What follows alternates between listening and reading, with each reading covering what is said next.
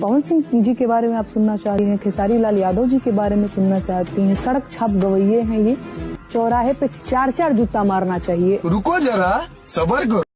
तारा ऐसे सन लोग के पवन सिंह खेसारी लाल जानतो ना हुई कि तू के हुआ कहाँ रहेलू।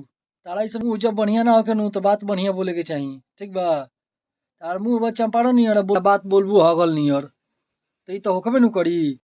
नमस्ते, हम आप सबके भाई लोग गायक अमन सिंह सोमवंशी। आज आप सबके बीच में ये वीडियो बनावे के वो खास मकसद बा हमार।